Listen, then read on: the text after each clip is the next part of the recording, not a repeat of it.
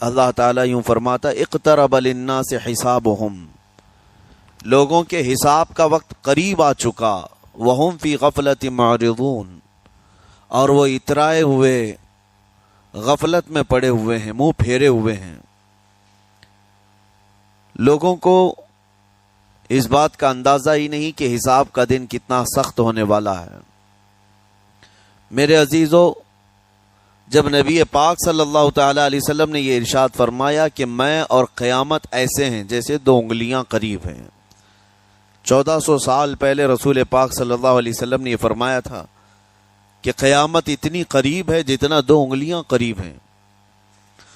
اور اب کے زمانے میں تو قیامت کے سلسلے میں جو حضور پاک صلی اللہ تعالی علیہ وسلم نے نشانیاں بتائی تھی وہ تقریباً پوری ہو گئیں، بڑی نشانیوں کو چھوڑ کر۔ اور یہ بھی حدیث پاک میں ہے کہ اگلا زمانہ اتنی تیز گزرے گا کہ تمہیں اس کا اندازہ ہی نہیں ہوگا، زمانوں پر زمانے آتے چلے جائیں گے۔ یہ جو آخری وقت کی نشانیاں ہیں، میں صرف مختصر سا ایک پیغام دوں گا۔ شعبان کا مہینہ ہے، یہ رسول پاک صلی اللہ تعالی علیہ وسلم کا مہینہ ہے، اور رمضان کے بعد سب سے زیادہ حضور پاک صلی اللہ تعالی علیہ وسلم کو روزے کی حالت میں کسی مہینے میں دیکھا گیا تو شعبان کا مہینہ فرمایا گیا۔ کبھی کبھار پورے شعبان کا مہینہ حضور صلی اللہ علیہ وسلم روزے سے رہتے، اور یہ ارشاد فرماتے کہ یہ مہینہ ایسا ہے جس میں سارے لوگوں کے اعمال اللہ کے حضور جاتے ہیں، پیش کیے جاتے ہیں، اور میرے آقا فرماتے ہیں اس حال میں میرے اعمال پیش کیے جائیں اللہ کی بارگاہ میں کہ میں روزے کے عالم میں ہوں۔ جب میرے اعمال پیش کیے جائیں اللہ کی بارگاہ میں تو میں روزے کی حالت میں ہوں۔ تو یہ شعبان کا مہینہ جو اب رمضان المبارک کے قریب کر رہا ہے، لیکن بعض بزرگوں نے یہ بھی فرمایا شعبان میں موتیں بھی کثرت سے ہوتی ہیں۔ لوگوں کا یہاں پر حساب کتاب 15ویں شعبان کو جو اب شب برات آنے والی ہے لکھ دیا جاتا ہے، سال بھر میں کیا کیا ہونے والا ہے، کتنے لوگ جانے والے ہیں۔ کئی لوگوں کی کتابیں بند کر دی جاتی ہیں۔ حدیث پاک میں یہ بھی ہے کہ فیصلہ اللہ تعالیٰ فرشتوں کے حوالے فرما رہا ہوگا، حالانکہ جب ہم ماں کے پیٹ میں تھے تبھی لکھ دیا گیا ہے کہ کتنی عمر ہے، لیکن فرشتوں کو جو ٹرانسفر کیا جاتا ہے سال میں ایک مرتبہ، اگلے سال ان کا کیا کیا ہونا ہے۔ اور حدیث میں ہے کسی کے متعلق فرشتوں کو یہ کہا جا رہا ہوگا کہ فلاں 1 مہینے بعد، 2 مہینے بعد، 1.5 مہینے کے بعد اس کی فلاں وجہ سے موت آئے گی، لیکن وہ بندہ شادی کی تیاری کر رہا ہوگا، وہ بندہ جس کی موت کا آرڈر جاری ہو چکا ہے، فرشتے لے چکے ہیں، وہ اپنے کاروبار کے اور اپنے گھر بار کے بنانے میں مصروف ہوگا، اسے اندازہ تک نہیں ہوگا کہ شعبان کے اس مہینے میں اس کی موت کا پروانہ نکل چکا ہے۔ اسی لیے میں عرض کر رہا ہوں قرآن کی آیت اقترب للناس حسابہم وہم فی غفلت معرضون، اللہ فرماتا ہے لوگوں کا حساب بہت قریب آ چکا جبکہ وہ غفلت میں پڑے ہوئے ہیں۔ اب جس زمانے میں آپ زندگی گزار رہے ہیں یہ اتنی تیزی سے آپ کے اوپر سے گزر جائے گا کہ آپ کو احساس تک نہ ہوگا، بلکہ ایک حدیث کا مفہوم یہ بھی ہے کہ جوان بوڑھے نظر آنے لگیں گے اور بچے جوان نظر آنے لگیں گے۔ وہ دور آئے آج، بچے تو ہمارے جوان ہو ہی چکے ہیں، جو 6 سال کے بچے ہیں، 5 سال کے بچے ہیں، جن کو حقیقت میں بچہ کہا جاتا تھا، اب کے زمانے میں وہ بچے ہی نہیں رہ گئے۔ 8 سال کے بچے وہ بچے ہی نہیں رہ گئے۔ ساری اسکولوں کے حالات ہمارے پاس آئے دن نئی نئی خبریں آتی ہیں۔ 3ری جماعت کا، 4تھی کلاس کا بچہ خطرناک قسم کے نشوں میں مبتلا ہے جو بڑے بڑے جوان بھی نہیں کیا کرتے تھے۔ تو بچہ کہاں رہا؟ حضور پاک صلی اللہ تعالی علیہ وسلم نے فرمایا تھا بچے جوان لگیں گے اور جوان بوڑھے، اور جوانوں کی حالت یہ ہے کہ سارے مزے اپنے بچپن میں اتنے کر لیے کہ جوانی میں طاقت ہی ختم ہو گئی۔ 25 سال کی عمر میں ایسے لگتے ہیں جیسے کہ بوڑھاپا آ گیا، کمزوریاں آ گئیں۔ 30 سال پہلے کے دور میں 40 سال کو بھی جوانی کہا جاتا تھا، اب کے دور میں 40 سال تو بڑھاپا ہو گیا۔ 30 سال کی عمر کے بعد آج کے نوجوانوں کے جواب دینے لگ جاتے ہیں۔ اس کی وجہ یہ ہے کہ بچپن میں اپنے آپ کو برباد کر لیا، بچپن میں اپنے آپ کو ختم کر لیا، تو جو بچپنا تھا اس کو جوانی میں بتا دیا، اور جو جوانی ہے وہ بڑھاپے میں۔ اور جو بوڑھے اصل بوڑھے ہیں جن کو 60-70 سال کی عمر ملی ہوئی ہے، یہ اللہ تعالیٰ کی طرف سے ان کے لیے نعمت ہے۔ باقی قیامت کے قریب جو حالات ہیں وہ اس طرح کے ہیں۔ اور مزید میں آپ کو یہ بھی بتا دوں کہ زمانہ ترقی کرتے کرتے تمہیں ایسا سست اور کاہل بنا دے گا کہ تم کوئی کام کے لائق بھی نہیں رہ جائیں گے۔ بہت ساری چیزیں ہم سے رخصت ہو رہی ہیں، ہمیں اندازہ بھی نہیں۔ ابھی کل ہی میں ذکر کر رہا تھا، ابھی 10 سال پہلے 20 سال پہلے جو چیزیں ہمارے آنکھوں کے سامنے موجود تھی وہ اب غائب ہو چکی ہیں۔ خالی وقت اسے ملے تو نشہ بھی یاد آ جائے، خالی وقت اسے ملے تو عورتوں کی طرف میلان بھی بڑھ جاتا ہے، خالی وقت اسے ملے تو اس کو دولت لٹانے اور عیاشی کرنے کی فکر بھی سوار ہونے لگتی ہے۔ اپنے آپ کو کسی چیز میں مصروف کر لے، اور سب سے بہترین مصروفیت کیا ہے؟ اللہ اور اس کے رسول کا ذکر پاک ہے۔ یہ سب سے بہترین مصروفیت ہے کہ تم نے اپنے آپ کو اس میں مصروف کر رکھا تو اللہ تعالیٰ دنیا کی تمام مصروفیتوں سے تمہیں آزاد کر دے گا، برائیوں سے آزاد کر دے گا۔ قرآن میں رب تعالیٰ فرماتا ہے وَقَالُوا حَسْبُنَا اللَّهُ وَنِعْمَ الْوَكِيلُ، جنہوں نے یہ کہا ہمارا رب ہمارے لیے کافی ہے، ہمارا اللہ ہمارے لیے کافی ہے، اور کیا ہی بہترین مددگار ہے، کیا ہی بہترین وکیل ہے جس نے یہ کہا۔ اللہ فرماتا اس کے فوراً بعد آیت آئی ہے فَانْقَلَبُوا بِنِعْمَةٍ مِّنَ اللَّهِ وَفَضْلٍ لَمْ يَمْسَسْهُمْ سُوءٌ، اللہ ان لوگوں کو اپنی خاص نعمتوں میں لے جائے گا، ایسی جگہ جہاں کوئی برائی انہیں چھو بھی نہ سکے گی۔ جنہوں نے اللہ کی بارگاہ میں یہ کہا حسبنا اللہ ونعم الوکیل، آگے بھی ہے دوسری آیت ہے نعم المولا ونعم النصیر، جس نے یہ کہا اللہ فرماتا ہے ان بندوں کو اللہ اپنی خاص نعمتوں میں لے جائے گا اور فضل میں لے جائے گا، ایسی جگہ لم یمسسہم سوء، جہاں انہیں کوئی برائی چھو بھی نہ سکے گی، کوئی برائی نہ آ سکے گی۔ اسی لیے کثرت سے اپنے آپ کو مصروف رکھو۔ یہ جو محافل ہماری ہو رہی ہیں اللہ کرے کہ ہمیشہ قائم رہیں۔ ہم ہفتے میں 1 مرتبہ ذکر کی مجلس میں آتے ہیں اپنے دل کو اللہ تعالیٰ کی یاد سے معمور کرنے کے لیے۔ ویسے کھانا تو دن میں 3 مرتبہ اور کوئی تو 5 مرتبہ کھاتے ہیں۔ اپنے جسم کا بھرپور خیال رکھا جاتا ہے، ہماری روح کے خیال کے لیے ان مجلسوں میں آنا ضروری ہے۔ یہ مجلسوں کی پابندیاں، اور اگر آپ اس کو ہی یہ سمجھ کر نہ چلیں کہ ہم نے ایک بار ہفتے میں ذکر کر لیا تو اب کافی ہے۔ ہماری گاڑی بھی جو ہے پیٹرول بار بار مانگتی ہے، اس کو جس طرح سے چلاتے ہیں اس طرح سے اس کی خواہش بھی ہے۔ روزانہ گاڑی کو اگر کہیں کھڑی کر رکھیں تو زیادہ پیٹرول نہیں لگے گا، لیکن چلتی رہے تو بار بار پیٹرول کی ضرورت ہے۔ ہم میں سے ابھی کوئی ایسا نہیں ہے جو بستر پر پڑا ہوا ہے، ہر کوئی چل رہا ہے، پھر رہا ہے، دنیا میں مصروف ہے۔ تم اپنے کھانے پانے بھی کر رہے ہو، لوگوں سے ملاقات بھی کر رہے ہو، اس کا مطلب ہے تمہاری گاڑی چل رہی ہے اور اس کو پیٹرول بار بار چاہیے۔ اور یہی جو ایندھن ہے، یہ پیٹرول ہے، اس کا کام یہ اللہ تعالیٰ کا ذکر کرتا ہے۔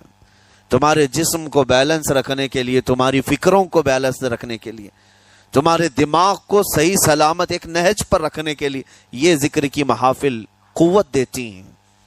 اگر اس ہفتے میں آپ نے ذکر کیا نہیں ہوا تو آپ اپنے ہی گھر پر سونے سے قبل بستر پر بیٹھ کر کیوں اللہ کا ذکر نہیں کر لیتے؟ 5 منٹ 10 منٹ اس مولا کو پکار کر کے سونے میں کیا حرج ہے؟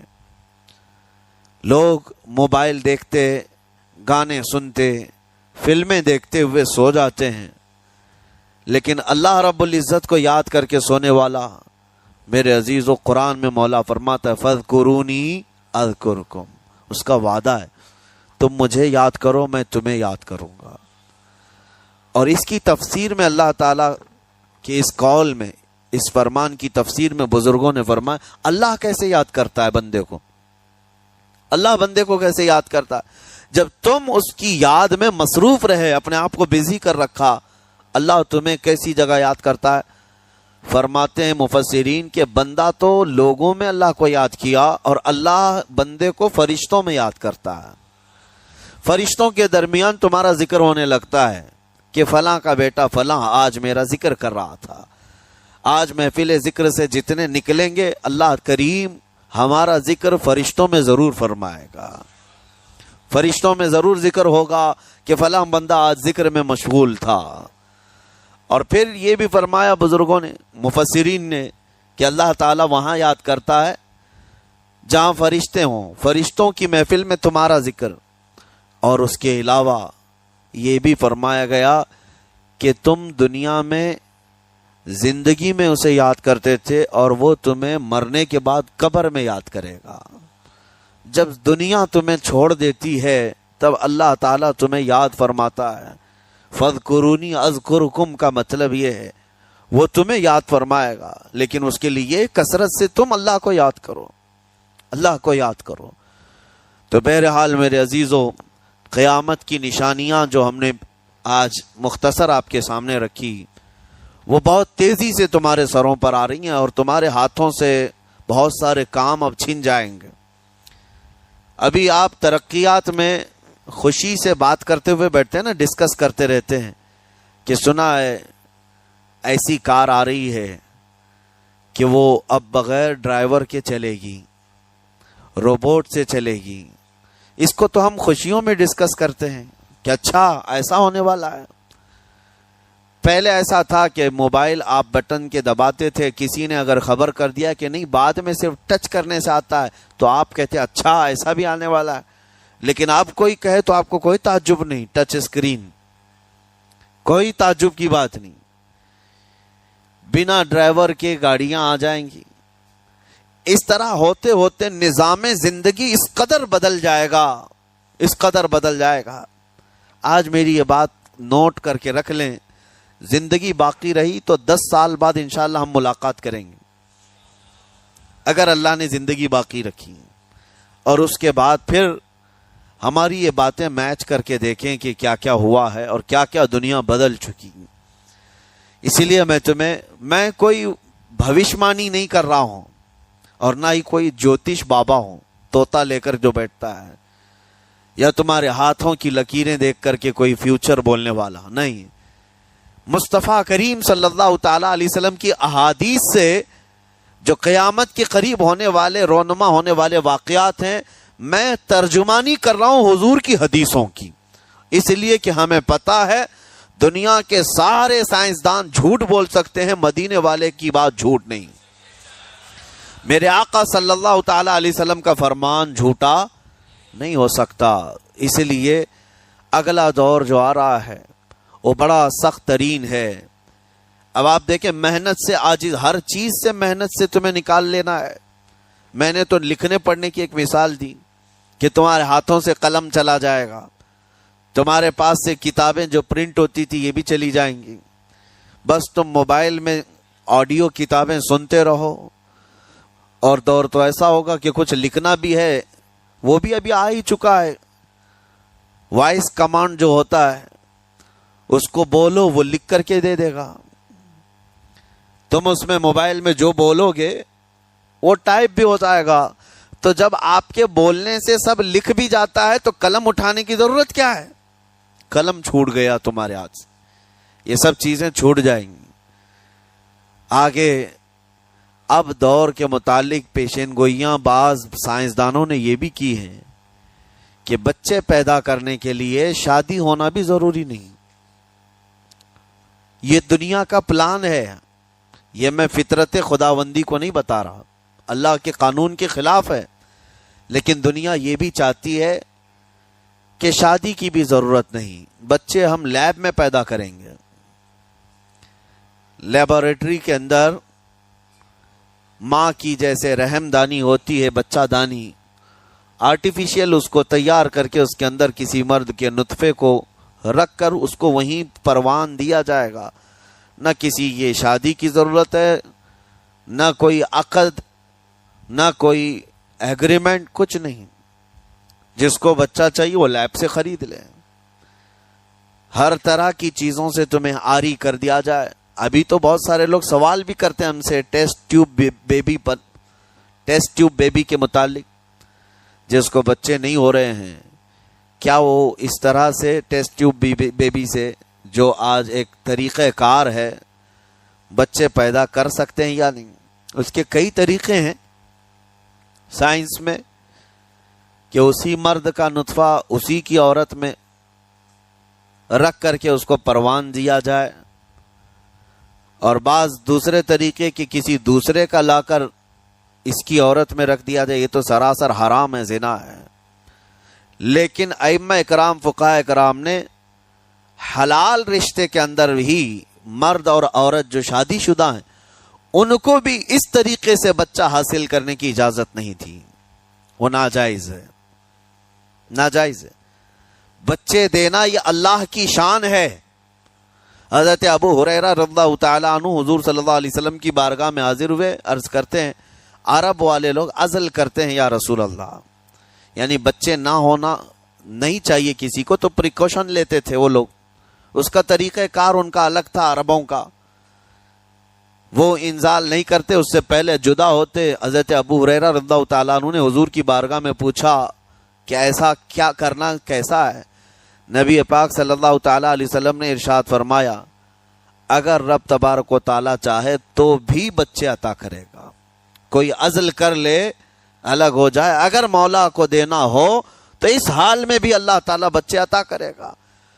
جو مولا بغیر باپ کے عیسیٰ پیدا فرماتا ہو. تو بہرحال میں بات الگ نہ چلی جائے اس لیے عرض کر رہا ہوں کہ اگلے دور میں سارے کام کاج تمہارے ہاتھوں سے نکل جائیں گے، عاری کر دیا جائے گا اور تمہیں سست اور کاہل بنا دیا جائے گا. اور جب بندے کے پاس کوئی کام ہی باقی نہ رہے تو اس کا دماغ شیطانی بن جائے گا اور شیطان اس کو ہانکتا رہے گا صبح سے شام تک، شام سے صبح تک. اور میں آپ کو بتا دوں دنیا یہ چاہتی ہے کہ رات کو دن بنا دے، یعنی کوئی رات کا تصور ہی نہ رہے، نہ اندھیرا ہے نہ ہی کوئی اس طرح کی تاریکی، بلکہ پورا ٹوٹل 24 آورز ایسا ہی اجالا دکھنا چاہیے. تمہاری نیندیں ختم ہو، کسی کے لیے بھی اندھیرا ہو گیا چلو سوئیں. یہ اللہ کے جتنے نظام ہیں اس سے یہ دنیا چھیڑ چھاڑ کرنے کی کوشش کر رہی ہے. یہ جو خفیہ طاقتیں ہیں دنیا کو جو چلا رہی ہیں، وہ فری میسن ہوں اور سیکریٹ تنظیمیں جو آج دنیا میں کام کر رہی ہیں، وہ قانون خداوندی سے چھیڑ چھاڑ کرنا ان کی فطرت ہے، عادت ہے. ہر چیز جو اللہ تعالیٰ کی بنائی ہوئی، پہاڑوں کو اپنی جگہ سے ہٹا دینا. عرب میں آج پتا ہے آپ کو، سعودی میں سب سے زیادہ پہاڑ کاٹے جا رہے ہیں. پہاڑ اتنے کاٹتے ہیں وہ لوگ، پورے کے پورے پہاڑوں کو انہوں نے زمین سے الگ کر دیا اور وہاں پہاڑ کا وجود ہی نہیں. مکہ میں جا کر آپ دیکھ لیں، مدینے میں جا کر دیکھ لیں، 4 سال 5 سال کنٹینیو کئی مشینیں لگا کر کے پورے پہاڑ کو صاف کر دیا، پتھر کے پہاڑ. اصل میں یہ نظام قدرت ہے، پہاڑ یوں ہی نہیں بنائے اللہ نے زمین پر. والجبال اوتادا، یہ میخ بنا کر کے اس میں گاڑ دیے گئے تاکہ زمین ہلنے نہ پائے. زمین پانی پر ہے، اور جب پہاڑوں سے چھیڑ چھاڑ کیا جائے گا زمینوں میں زلزلے آئیں گے، ادھر سے ادھر زمین ہل جائے گی. اور تو اور انہوں نے اپنی ٹیکنالوجی کو بڑھاتے بڑھاتے قانون خداوندی میں چھیڑ چھاڑ کے لیے کیا نہیں کیا. انہوں نے جعلی اور آرٹیفیشل ارتھ کویک لانے کی کوششیں کی، مصنوعی زلزلے، مصنوعی بارش ہوتی نہیں، لیکن پورے کلاؤڈ کو جمع کر کے، بادلوں کو جمع کر کے ایک جگہ، اور پھر اس کو کیمیکل کے ذریعے سے پانی برسا دیا جائے. لوگوں کو لگتا ہے کہ ابر چھا گیا اور پانی آنے لگ گیا، یعنی بارش بھی مصنوعی برسائی جائے، ہوائیں بھی مصنوعی چلائی جائیں، پہاڑ بھی کاٹ دیے جائیں، جعلی زلزلے لائے جائیں، سونامی کو بھی لانے کی ترکیبیں ان لوگوں نے سوچی کہ زیر زمین جو لاوا ہوتا ہے اس کے اندر دھماکہ کر دیا جائے تاکہ پانی کی موجیں بے قابو ہو کر بہت زیادہ لہریں اٹھ جائیں اور دنیا میں تباہی مچائیں۔ بیماریاں اللہ کی طرف سے آتی ہیں، لیکن بیماریاں یہ لیب میں بنانے کی کوشش کرتے ہیں کہ وائرس بنائے جائے اور لوگوں کے درمیان چھوڑ دیے جائیں، جس کو آج دنیا کی بڑی طاقتیں بایو ویپن کا کہتی ہیں، یعنی ہتھیار صرف گولہ بارود بندوق اور میزائل ہی نہیں ہے، ہتھیار یہ وائرس بھی ہے، کیمیکل بھی ہے، دوائیوں کی شکل میں۔ یہ برسوں سے یہ تنظیمیں اس بات پر کام کر رہی ہیں، حتیٰ کہ یہ نظام قدرت کو، نظام خداوندی کو پورے اکثر بدلنے کے لیے انہوں نے مردوں کو عورت بنانا، عورتوں کو مرد بنانے کی بھی مہم چھیڑ رکھی ہے۔ ٹرانسجینڈر، ان سب کو خاص قانونی حق دیا جائے گا اور مرضی سے آدمی اپنے جینڈر کو، اپنی جنس کو چینج کروا لے۔ یہ قانون خداوندی میں چھیڑ چھاڑ ہے نہیں، اور انسان کو جس کام کے لیے پیدا کیا گیا تھا اس کام سے اس کو عاری کر دیا جائے، کاہل بنا دیا جائے۔ اسی لیے دیکھیں وہ رحمان مولا چاہے تو تمہیں گھر میں بٹھا کر خوب رزق دے، وہ غفار ہے جو چونٹیوں کو اپنے سوراخ میں رزق دیتا ہے، مچھلیوں کو پانی کے اندر رزق دیتا ہے، وہ اشرف المخلوقات کو کیوں نہیں کھلائے گا؟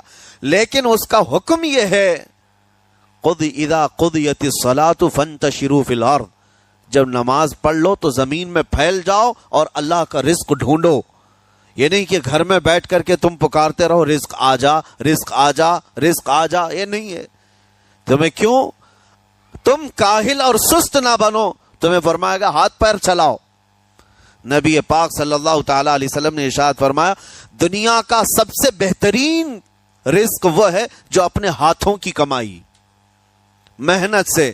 اور حضور فرماتے ہیں اللہ کے نبی داؤد علیہ السلام لوہے کا کام کرتے اور خود اپنے ہاتھوں سے لوہے کو تپا کر کے نقش بناتے، اور لوہے کی زرہ جو جنگوں میں پہنی جاتی یہ بنا کر کے بیچتے تھے، اور اس کی آمدنی سے حضرت داؤد علیہ السلام اپنا گھر چلاتے تھے۔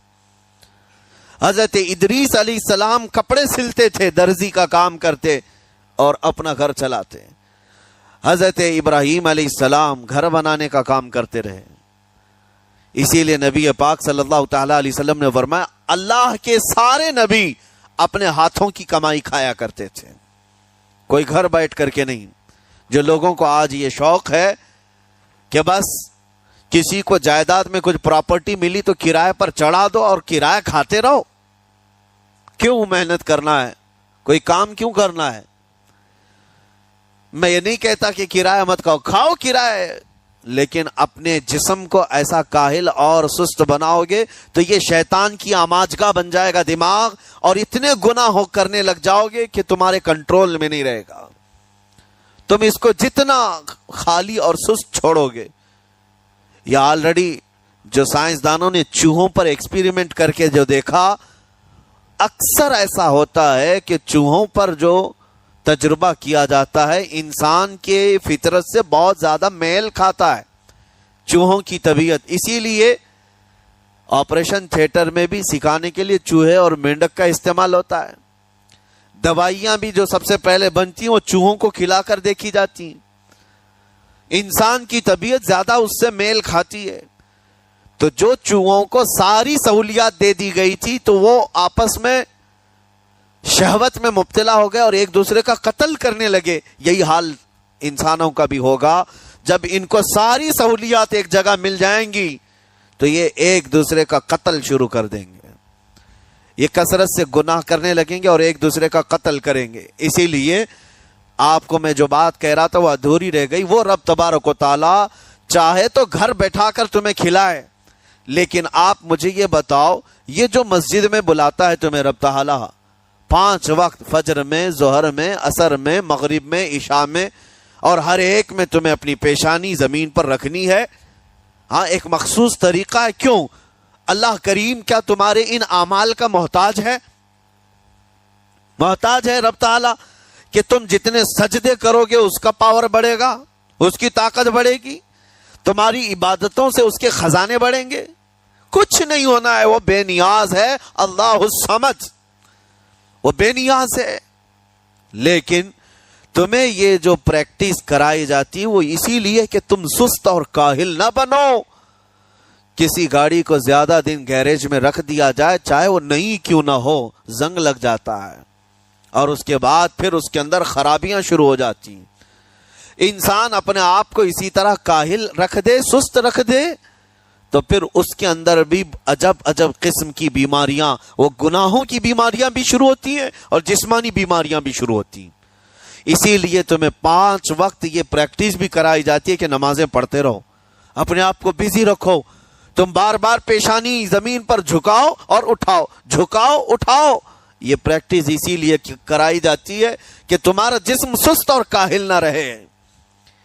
اللہ کریم بندوں کے تمام مصالح اور ان تمام حاجتوں کو بہتر جانتا ہے کہ بندہ کس میں بہتر ترقی کر سکتا ہے۔ اسی لیے میرے عزیزو، اپنے آپ کو خالی مت چھوڑو، اپنے آپ کو خالی مت چھوڑو۔ اور وقت ہمارے پاس اتنا کم ہے کہ حساب دینے کے وقت ہمیں سب کو پتہ چل جائے گا قیامت کے دن۔ یہ بھی روایت میں ملتا ہے کہ بندہ یہ یاد کرے گا کہ میرے پاس اتنا وقت تھا، کاش میں کچھ نہ کرتا، تسبیح لے کر بیٹھا ہوتا، کاش میں کچھ نہ کرتا، دعائیں ہی کر رہا ہوتا، تو اللہ تبارک و تعالیٰ اس کا بدلہ مجھے قیامت میں عطا کرتا۔ لیکن جنہوں نے اپنے اوقات کو یہاں پر خالی گنوا دیے، فضول میں برباد کیے، وہ بہت پچھتاوے میں ہوں گے، بہت پچھتاوے میں ہوں گے۔ جتنا وقت اپنے پاس باقی ہے اس کو مصروف کر دو، اس کو مصروف کر دو۔ اللہ کریم ہم سب کو گزرے ہوئے تمام برائیوں کے کفارہ ادا کرنے کی توفیق عطا فرمائے۔ رب تبارک و تعالی ہمیں سستی اور کاہلی سے محفوظ فرمائے۔ لائک کرے، شیئر کرے، کومنٹ کرے اور سبسکرائب کرنا نہ بھولیں۔